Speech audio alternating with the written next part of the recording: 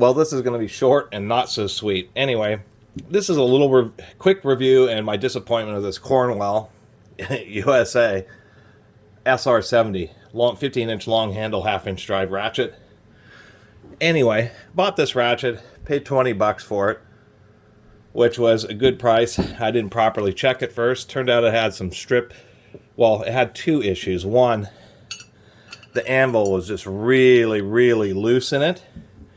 And I did some things to tighten it up, such as using a shim washer here, and realizing that this retaining ring is asymmetrical. So I flipped that around so the thicker side was down.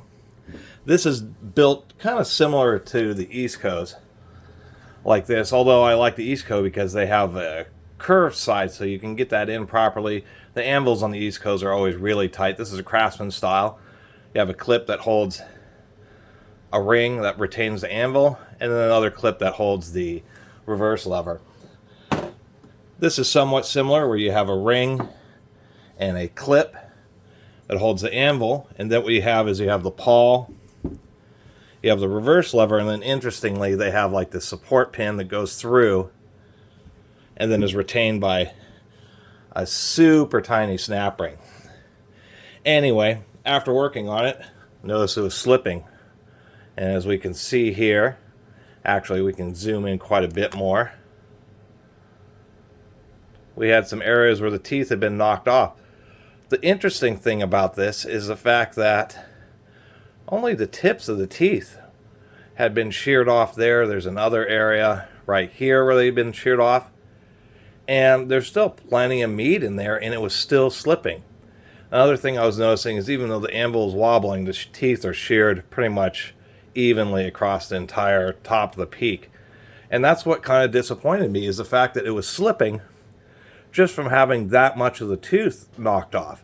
Shouldn't have any of the teeth knocked off, but nonetheless, there's a heck of a lot of ratchet strength tests on YouTube, some by some very big YouTubers, and most ratchets, the anvil is what shears. Only a few ratchets does it actually skip or the teeth strip before the anvil gives way. And so I thought, well, such a heavy-duty Cornwell with what is a pretty decent, seems pretty decent batwing pawl design, still, unfortunately, just was not enough to prevent this from stripping out. And so that's part of the disappointment. The other part of the disappointment is Cornwell's warranty. It's just terrible. I shouldn't say terrible, but they cater to businesses. So after reassembling the ratchet, what I was noticing is when you put pressure, it actually pushes the pawl away a little bit, and that's what caused it to want to skip and strip out. As you can see here, there's still a lot of engagement of the teeth. And that's just what confused me, is because I've had a lot of other ratchets that use similar, this batwing pawl design is really common. Like this Walden, actually I had another Walden similar to this, which I gave away. This is a slightly better one with the dial reverse. Very similar design with the support pin. This only has a single tooth, but I had another one of these where it worked fine, and I took it apart, and it turned out that some of the teeth were like really stretched. And it only had a single tooth, and the teeth would stretch before they would slip. So there was just some kind of very slight geometry issue where when you put extreme loads on it, and on a 15-inch long half-inch drive ratchet, those are like breaker bar ratchets. It's really what you would expect. I mean, this East Coast-based Craftsman have broken a lot of bolts, but it just appears that one, having a tighter anvil, and then two, just having a very subtle difference in the geometry. It doesn't have the same kind of issues where it kind of pushes the pawl away. This has broken tons of fasteners.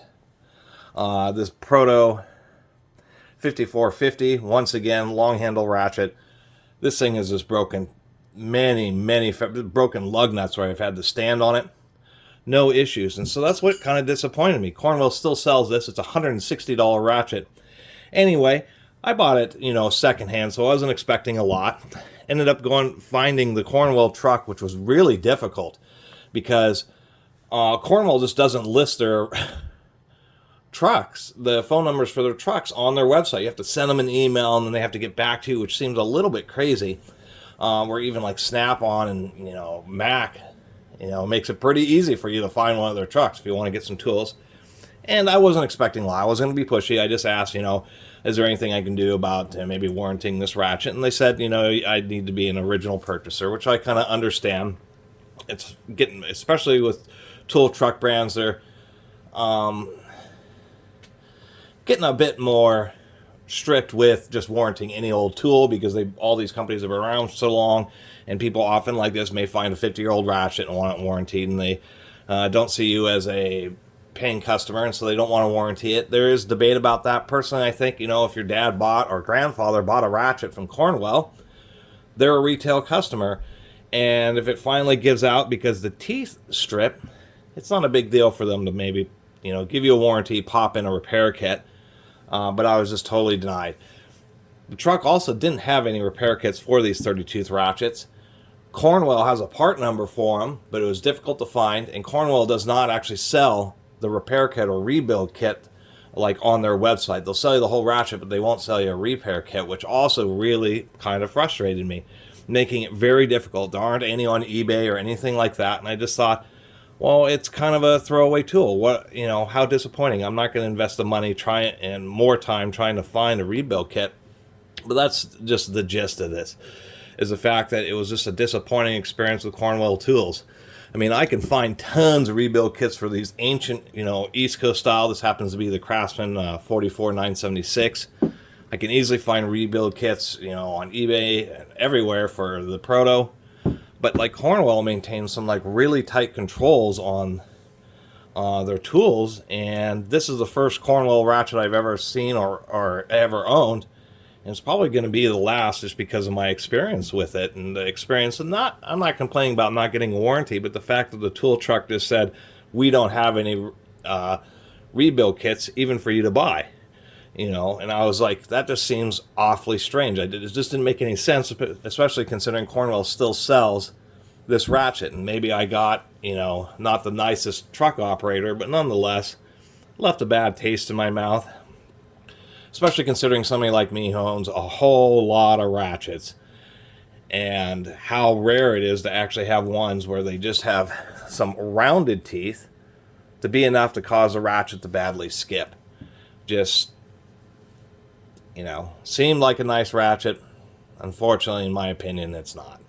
Anyway, I really appreciate everybody who's been watching and subscribing. And if you haven't subscribed, please do. Till next time, Catus Maximus out.